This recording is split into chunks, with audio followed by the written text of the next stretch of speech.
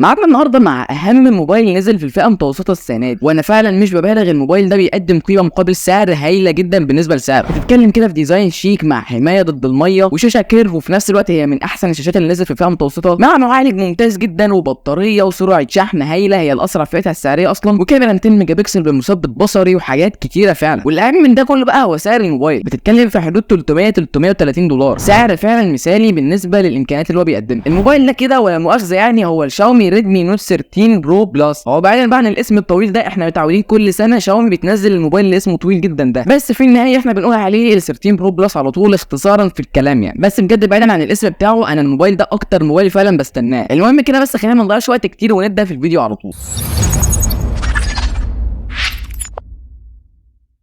خلينا كده نبدا على طول بتصميم الموبايل. بصراحه انا شايف التصميم هنا هو كويس بالنسبه لبعض الناس ووحش بالنسبه لبعض الناس زي حالاتي. بصراحه انا مش عاجبني ميكس الالوان الغريب جدا اللي في الظهر ده، ولكن لاحظت ان في ناس كتير جدا عاجبها الشكل ده. بس احنا متفقين احنا مش بنقيم الموبايل من الشكل بتاعه، احنا في جزئيه التصميم دي تحديدا بنقيم الموبايل على اساس الخامات. وبصراحه الموبايل ده عدى العيب فعلا في حته الخامات، يعني هو جاي بظهر من الجلد، وكمان الفريم بتاعه هنا هو من الالومنيوم، فهو حاجه فخمه ومتين. بس تيجي تبص بقى على مقاومه الميه، هتلاقي ان هو جاي هنا بمقاومه ميه IP68، ودي حاجه احنا فعليا ما كناش بنشوفها غير في موبايلات سامسونج. اتفرج كده السنين دي كلها تلاقيني بقول لك في العيوب بتاعت اي موبايل، الموبايل ده مش داعم للميه، وده لان سامسونج بس هي اللي محتفظه بالموضوع ده. ولكن واخيرا هنا شاومي حاطط مقاومه ميه في الموبايل فئه متوسطه عادي، ودي فعلا حاجه مميزه جدا للموبايل، وممكن تشجع بعض الشركات التانيه زي اوبو وريلمي مثلا انهم يحطوا مقاومه ميه في الموبايلات الرخيصه. في ناس هتقول لك يا عم هو انا شاري الموبايل عشان ارميه في البحر وانزل بيه والكلام ده، بس انا رايي الصراحه هو حاجه امان. افرض يا عم في يوم من الايام موبايلك وقع في الميه، فهتطلعه بقى وتنشفه وتوديه لحد يصلحه. طب وليه؟ انت هنا عندك الموبايل ده مقاوم للميه، فانت يا دوب هتطلعه من الميه يفضل شغال عادي. فكنا بقى من الديزاين وخلينا نشوف دلوقتي شاشه الموبايل. وانت هنا فعلا عندك شاشه عظيمه. الشاشه هنا هي فيها كيرف، ودي حاجه الصراحه انا ما بحبهاش، لان هي برده مش امن حاجه. الموبايل ده لو اتخبط في الكيرف بتاعه انا ما اضمنش يفضل سليم ولا يتكسر، بس هي بتدي شكل جميل جدا للموبايل. الاهم بقى من شكل الشاشه برده، خلينا احنا متفقين حته الشكل دي هي اذواق، احنا لينا الشاشه نفسها بقى. الشاشه هنا هي شاشه فعلا خرافيه. الشاشه هنا هي حجمها كبير 6.7 انش ومن نوع اولد، وطبعا داعمه لل 120 هرتز. وعايز اقول لك ان الريزوليوشن بتاعها هنا هو 1.5K، اللي هي حاجه اعلى سيكه من ال 1080، مش هتحس بيها الصراحه، ويعتبر ان الشاشه هنا هي 1080 عادي. الجديد بقى هنا هو حته البرايتنس. الشاشه دي سطوعها كده بيوصل لحد 1800 نتس، يمكن ده اعلى فعلا سطوع انا شفته في الموبايلات بتاعت الفئه المتوسطه كلها. عايز اقول لك ان الاس 23 الترا بتاع سامسونج اللي هو الفلاج شيب بقى، اللي هي احسن شاشه عموما، جايب سطوع 1700 نتس. مش بقول هنا ان سطوع الشاومي هيكون اعلى من السامسونج، عايز اقول لك ان الموبايل ده كده تحت شمس ولا حاجه هيوصل لحد ال 1800 نتس عادي، بس هما دقيقتين ثلاثه كده والموبايل هيسخن وسطوعه يقل. هو سطوع كويس جدا وكل حاجه، بس الفكره كلها ان هو مش بيطول على 1800، وده اللي بيحصل في كل موبايلات الاندرويد مش الموبايل ده بس. فمجملا يعني تصميم الموبايل والشاشه بتوعه فعلا ممتازين. خلينا بقى نشوف كده الاداء بتاع الموبايل، واللي الصراحه انا شايفه مقبول. فئه النوت عموما مش بتبقى موجهه للناس بقى بتوع الجيمنج والحاجات دي كلها، لانك ببساطه كده لو انت عايز موبايل جيمنج ومن شاومي، يا اما هتروح لفئه البوكو يا اما هتروح لفئه التي. بس فئه التي عموما بتبقى غاليه شويه، انما فئه النوت دي كده بتبقى موجهه بقى للناس اللي عايزين ياخدوا تصميم حلو مع الشاشه كويسه، بطاريه تكمل اليوم، سرعه شحن عاليه، كاميرات ممتازه، الحاجات دي كلها مش موجهه تماما بقى لفكره اللعب. وبالرغم من كده الموبايل ده جايب معالج الدايمنسيتي 7200 الترا، هو معالج ممتاز جدا وكل حاجه، ومقارب جدا في الاداء من السناب دراجون 870، بيعتبر ابجريد كويس عن الدايمنسيتي 1080 بتاع النوت 12 برو بلس بتاع السنه اللي فاتت. وعموما بقى الاداء بتاع السوفت وير نفسه اتحسن جدا بقى عن الاصدارات اللي فاتت، وهتقدر تعتمد عليه لو انت عايز موبايل يكون اوبتمايزد جدا من ناحيه السوفت وير بقى. بما ان بقى الشاشه دي هي شاشه اموليد، فانت عندك البصمه هنا تحت الشاشه، وعايز اقول لك ان البصمه دي سريعه جدا لدرجه ان انا حسيت انها اسرع من موبايلات اوبو. البصمه فعلا سريعه جدا، انت يا دوب بتلمس بتشتغل معاك على طول. وعايز اقول لك ان الموبايل ده ما فيهوش لا هيدفون جاك ولا في مكان للميموري خالص، ودي حاجه احنا متعودين عليها، وانت اكيد مش مستنيين ان انا اقول لك كده. احنا عارفين كل الموبايلات دلوقتي ما بقاش فيها اي حاجه من الحاجات دي خالص. طب البطاريه بقى، بطاريه الموبايل ده كده هي 5000 ملي امبير، بطاريه حلوه جدا متعودين عليها من شاومي بقالنا فتره كبيره، بتكمل معاك فعلا اليوم كويس جدا، لان المعالج اللي هنا هو بيوفر في البطاريه، فالدنيا هتبقى كويسه جدا معاك. يعني تقدر تقول لو انت استخدامك متوسط البطاريه تكمل معاك اليوم مستريح، ولو استخدامك تقيل ولا حاجه تقضيك 4 5 ساعات، يا عم قول 4 ساعات، انت معاك شاحن 120 واط، فانت ما تشغلش بالك تمام. انت حرفيا تحط الموبايل في الشاحن وتعد بس ربع ساعه تلاقي الموبايل ده شحن لك 80 90%. وانا فعلا مش ببالغ، الموبايل ده بيتم من 100% في حوالي 20 دقيقه بس، وده اسرع شحن انت ممكن تاخده في الفئه المتوسطه. فعلا حاجه زي دي فعلا حلوه جدا انت تشوفها في موبايلات فئه متوسطه، واثرت على الشركات الثانيه. عايز اقول لك لما شاومي عملت الشاحن ده لاول مره تقريبا من سنتين، ما كانش فيه 120 خالص، كان هو اقصى سرعه شحن انت ممكن تاخدها كانت ال 65. لما شاومي عملت ال 120 بدانا نشوف بقى ريلمي بدات تعمل ال 100 واط، ودلوقتي عندها شواحن 240 واط ولكن دي للفئات العاليه شويه. اوبو بدات تتحرك برضه تحط شواحن 100 واط في موبايلاتها. سامسونج بقى الوحيده اللي ما اتاثرتش تماما بالموضوع ده، هم ما زالوا على سرعتهم 25 واط وبره العلبه يعني، ولا حتى حاولوا يسرعوا الشاحن طب يحطوه في العلبه، مفيش خالص. ما فيش. الشركه دي غريبه جدا الصراحه، ربنا يهديهم ويظبطوا الشواحن بتاعتهم لان فعلا موبايلاتهم تبقى حلوه جدا والشاحن ده اللي يجي يوقفك كده. فالمهم يعني نقطه البطاريه والشاحن ما تشغلش بالك منهم تماما في 13 برو بلس. وخلينا بقى دلوقتي نشوف اخر حاجه ممكن تعرفها عن الموبايل ده وهي الكاميرات. كاميرات الموبايل ده لو هتقارنها بالنوت 12 برو بلس فهي ما اتغيرتش كارقام، نفس الكاميرا الاساسيه اللي 200 ميجا بكسل ومع الكاميرا 8 ميجا بكسل الترا وايد وال2 ميجا بكسل بتاعه الماكرو، وعندك الكاميرا الرئيسيه هنا فيها مثبت بصري. وصور الموبايل فعلا هنا هي ممتازه، لا بجد صور فعلا تعتمد عليها جدا بقى لو انت عايز تاخد موبايل فعلا كاميرته كويسه. بس برضه تيجي تشوف كده مين احسن كاميرا في الفئه دي، هتلاقي عندك حاجه من الاثنين، يا اما السامسونج 54 يا اما الفايند اكس بتاع اوبو، وطبعا رقم الاونر 90 لان هو فعلا كاميرته كويسه جدا. الشاومي بقى يجي بعدهم على طول. عايز اقول لك هم مستخدمين سنسور كويس جدا، بس الفكره في معالجه الصوره، معالجه الالوان بتاع الشاومي ما بتبقاش احسن حاجه، بس مجملا يعني الكاميرات هنا فعلا كويسه جدا وتقدر تعتمد عليها. والسيلفي اللي في الموبايل ده هو زي السيلفي الطبيعي جدا بتاع شاومي اللي هو ما بيبقاش احسن حاجه. دايما كده انا عندي تعليق على سيلفي شاومي وريلمي، السيلفي دايما مش مظبوط، تحس معالجه الصوره فيها حاجه غلط، عكس شركه زي اونر او سامسونج الصراحه السيلفي بتاعهم بيبقى مظبوط قوي. فسيلفي موبايلات شاومي عموما ما بيبقاش احسن حاجه، يا دوب تاخد بيه صورتين كده بس للذكرى وخلاص، مش هتعتمد عليه قوي. ولسه اقول لك الموبايل ده بيصور 4K 60 فريم بالثانيه للكاميرا الخلفيه، وطبعا 1080 60 فريم للكاميرا الاماميه.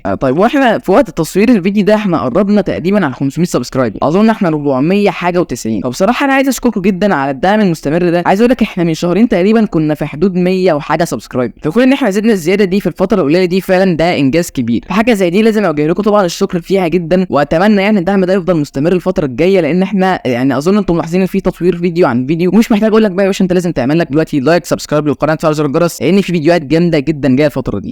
المهم خلينا نرجع تاني لموضوع الفيديو بتاعنا. انا كده تقريبا اتكلمت عن كل حاجه تخص الموبايل ده فعلا، ناقص بقى حاجه وحيده وهي الحاجه المهمه جدا وهي سعر الموبايل. بص هو الموبايل ده للاسف لسه ما نزلش مصر، وهيقعد له حبتين ثلاثه لسه عم ينزل مصر، لان هو يا دوب لسه نازل من كام يوم، لسه نازل بره مصر من كام يوم، فهو لسه هياخد له شويه. وعايز اقول لك لما ينزل هيبقى غالي، فتستناه لما ينزل ضمان محلي، فالموضوع لسه هيطول. بس المفترض ان هو لما ينزل مصر يبقى عنده فيه سعر من 17 ل 19000، ده توقعي انا مش السعر الرسمي تمام، ممكن نتفاجئ ان شاومي تنزله بسعر ارخص من ده عادي، بس هو سعره بره بيتراوح في حدود 350 دولار، فهو سعر كويس جدا فعلا. نيجي بقى دلوقتي لرايي الشخصي في الموبايل، تشتري الموبايل ده ولا تشتريهوش؟ ولو ما تشتريهوش تشتري مين؟ بص الموبايل ده الصراحه انا شايفه بيقدم قيمه مقابل سعر جدا في كل الحاجات تقريبا، موبايل فعلا متكامل، بيديك تصميم ممتاز جدا من ناحيه الخامات والشكل، دي بقى حاجه ذوقيه، بيديك شاشه هي احسن شاشه في الفئه السعريه دي حرفيا، شاشه الاموليد ال 120 هرتز داعمه ل 68 مليار لون والاتش دي ار 10 بلس، وسطوع على عالي جدا اللي داخل على 2000 نتس اهو تقريبا، مع البروسيسور اللي يعتبر كويس جدا ال 7200 الترا، وكاميرا تعتبر مميزه مع شاحن 120 واط موجود في العلبه. وانصت بقى حوار مكونات العلبه ده، انت عندك الجراب اللي هو من المطاط مش السيليكون الشفاف اللي بيبقى موجود في كل الموبايلات، فعلا الكفر اللي هنا وشكله فخم جدا. وعندك بقى الفتحه اللي في الجنب دي للفلاش اللي هو مكانه غريب شويه بس حلو الصراحه كله تمام. اللي ممكن يضايقك في الموبايل ده بقى هم حاجتين، اول حاجه ودي حاجه بالنسبه لي انا يعني حوار التصميم من ناحيه الشكل، شكله مش لطيف قوي الصراحه بالنسبه لي يعني. الحاجه الثانيه بقى واللي هي تعتبر حاجه فعليا محسوسه وهي الكاميرا السيلفي، الكاميرا السيلفي اللي انا محتاجه تظبيط كتير قوي من شاومي. وبس دي كل حاجه تخص الفيديو بتاع النهارده بقى، لو عجبك طبعا ما تنساش بقى اللايك والسبسكرايب وكل حاجه، وبس كده